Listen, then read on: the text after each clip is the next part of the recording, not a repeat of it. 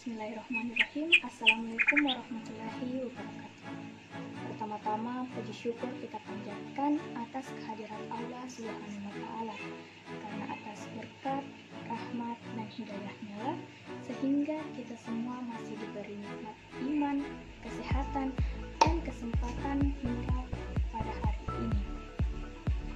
Baik, perkenalkan, nama saya Indah Lestari, angkatan 2017, jurusan Pendidikan Teknik Sipil dan Perencanaan, Fakultas Teknik, Universitas Negeri Makassar. Adapun tujuan saya membuat video ini ialah untuk mereview sebuah jurnal sebagai bahan untuk memenuhi tugas dari salah satu mata kuliah saya, yaitu drainase lingkungan. Baik, di sini saya mengambil sebuah jurnal dengan judul Efektivitas Biopori sebagai Teknologi Alternatif Ekodrainase untuk Mengontrol Banjir di Kota Malang. Nah, yang pertama kita masuk ke latar belakang. Yang menjadi latar belakang dari jurnal ini, di mana pertumbuhan kota yang meningkat setiap tahun menyebabkan perubahan besar dalam penggunaan lahan. Salah satu konsekuensi dari kelebihan pertumbuhan daerah perkotaan ini adalah meningkatnya aliran limpasan permukaan langsung dan penurunan kuantitas air yang diserap ke dalam tanah. Dan ini mengakibatkan banjir selama musim hujan. Kota Malang juga mengalami gejala yang sama ditunjukkan oleh kecenderungan pertumbuhan penduduk dan perkembangan kota. Pengembangan kota dan pemukiman perkotaan akan mendorong peningkatan infrastruktur dan kemungkinan terjadinya inefisiensi dalam penyediaan infrastruktur.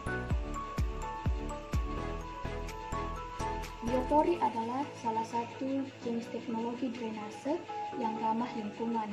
Biopori adalah penggunaan lubang resapan yang berfungsi untuk menjebak air yang mengalir sehingga bisa menjadi sumber cadangan air tanah. Pemanfaatan biopori alternatif telah banyak diterapkan. Hal ini karena selain manfaatnya dalam sistem drainase juga tidak memerlukan biaya yang mahal dan memaksimalkan partisipasi dari masyarakat.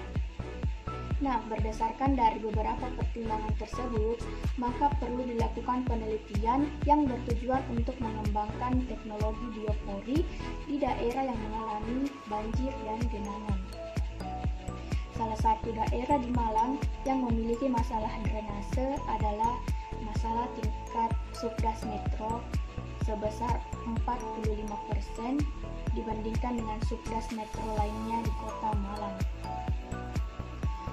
Nah, oleh karena itu, perlu untuk membentuk konsep penanganan baru ekodrainase yang berkaitan dengan konservasi sumber daya air, dengan prinsip mengendalikan lebih banyak air hujan untuk menyusup ke tanah daripada langsung terbuang ke laut.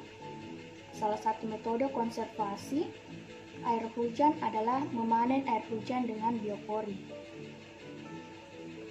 Adapun tujuan dari penelitian ini adalah mengembangkan konsep biopori dengan mengevaluasi efektivitas biopori dalam sistem drainase subdas metro di Kota Malang melalui perbandingan dengan dan tanpa metode biopori. Selanjutnya, metode yang digunakan.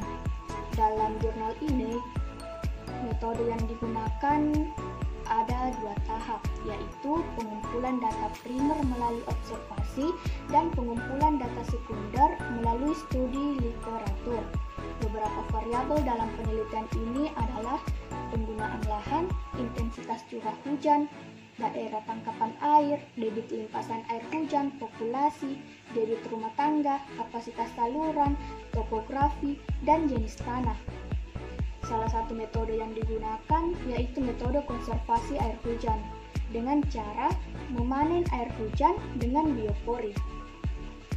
Adapun hasil yang diperoleh berdasarkan perhitungan analisis kapasitas saluran drainase dapat diketahui bahwa 35 saluran atau 44,31% untuk menampung debit air hujan, sedangkan 44 saluran atau 55,69% tidak mampu mengakomodasi aliran air yang masuk.